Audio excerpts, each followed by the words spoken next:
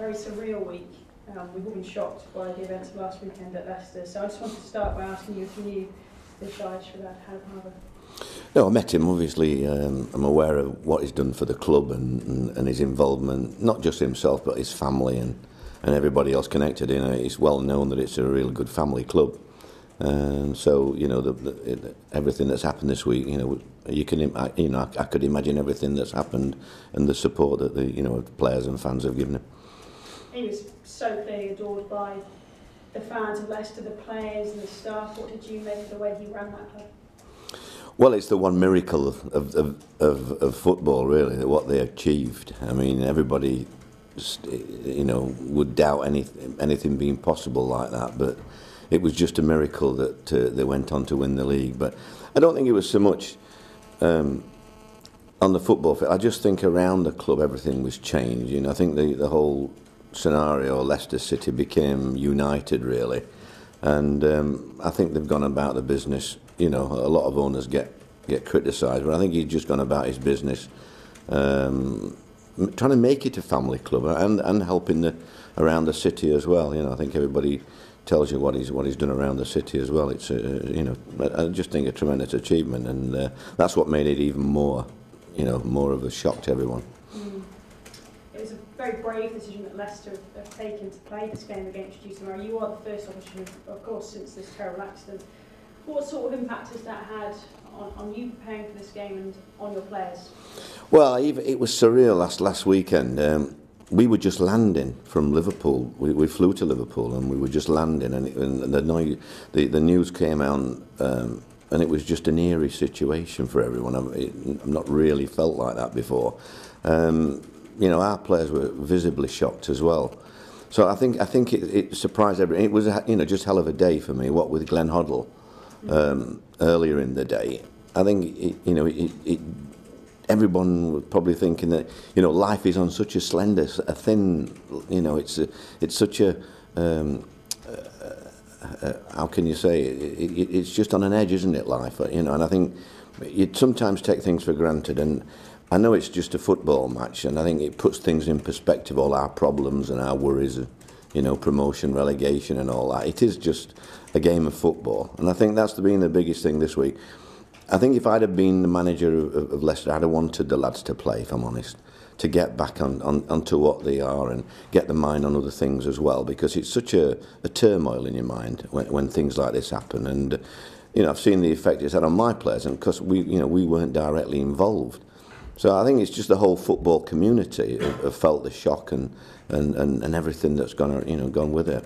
You just mentioned the effect it's had on your players. So how have they been this week leading up to the game? How can you prepare for a game like this? Well, it's just so strange, really, because like you say, we haven't been directly involved with everything, and yet the feeling is that we are directly involved with everything. I think Sean Morrison had a couple of meetings with me about the players who wanted to make sure everything was appropriate for the Leicester players, etc. And I think there will be tributes, as you'd expect, played. I think our chairman in particular wanted to do a tribute from Vincent and everybody at the club.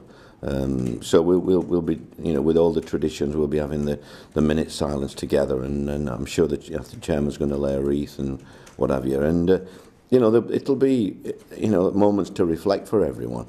And then somehow the two teams have got to get on with a game of football. It's an important game for us, and it's an important game for Leicester. But it is a game of football. It seems irrelevant, really, talking about the game when you look at the bigger things that have happened this week. Yeah, like you say, it does feel like it pales in insignificance, really, doesn't it? But when your players step over the white line, are they going to be able to play the game as they normally would? Is that going to be possible? I'd like to say yes, but I just honestly don't know. I don't think anybody knows what the situation's going to be this week, really, on either team. It's surreal. I've never known anything like it as a manager, so I can't really give you an idea. We've prepared as well as we can, but until the game kicks off and I see how it develops, I really haven't got a clue just what's going to happen on the pitch. I was going to say, even with all your experience, you can't have faced a situation like this before. No, not at all. It is really. I mean, you get so many things thrown at you when you're a football manager.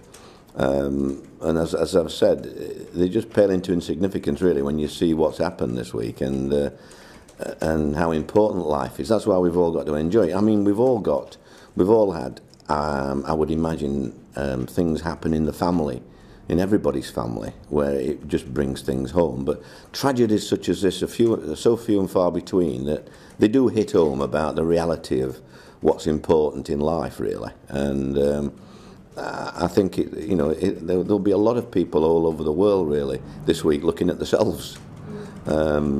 Because it is only a game of football, and we have got to get on with it. But it's you can't just push this under the carpet. You've got to really.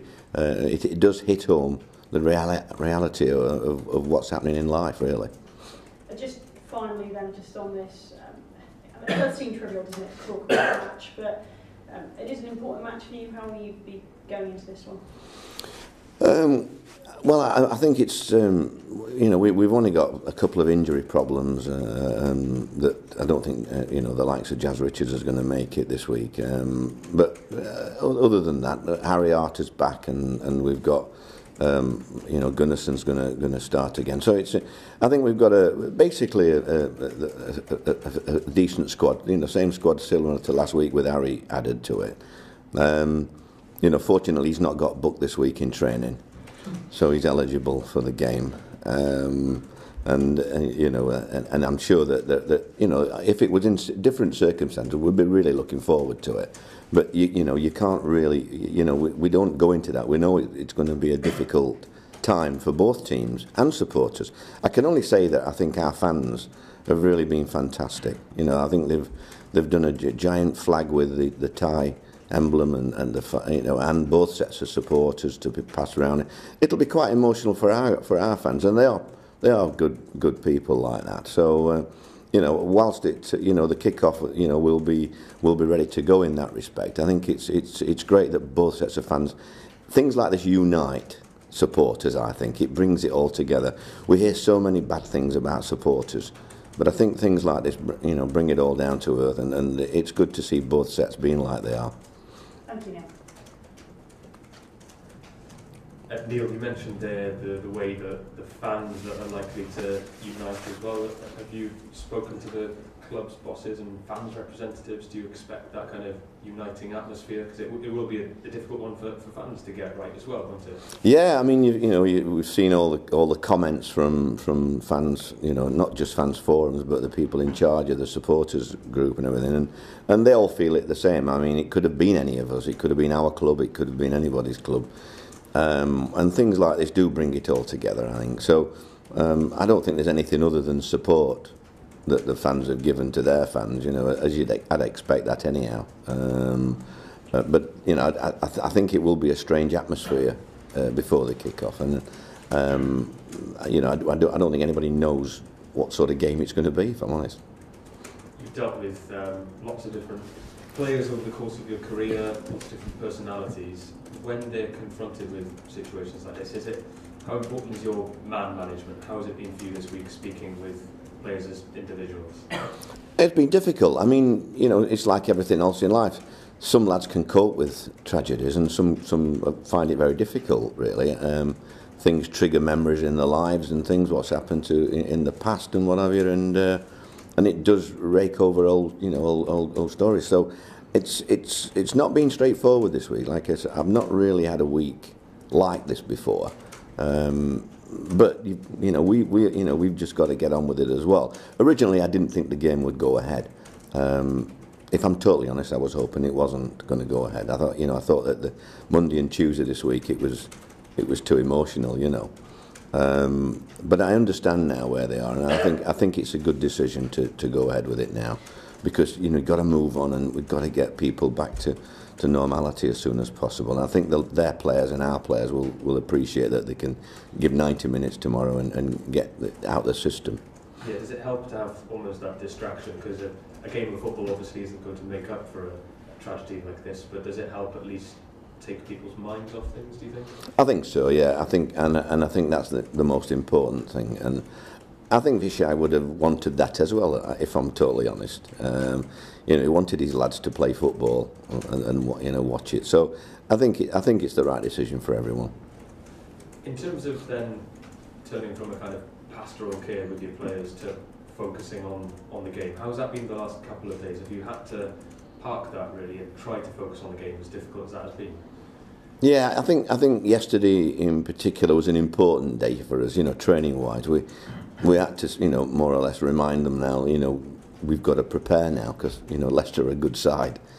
I saw the last game they played against Arsenal and how they didn't win that. I thought Arsenal were fantastic second half, but the first half should have been dead and buried. You know, they should have been 2 up, cert penalty that they didn't get, and they just played brilliant football. So, you know, we know how difficult it's going to be.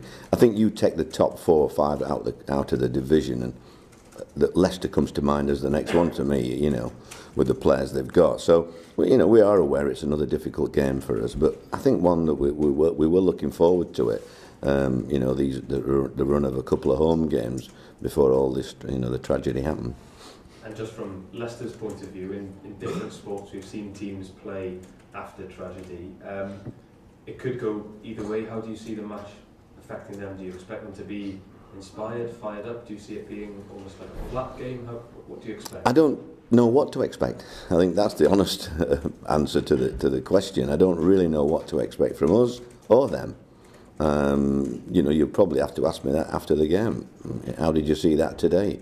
Because I haven't got a clue at what to expect, which is an unusual thing for a manager, really, because you don't know what effect things like this have on not just their players, but our players as well.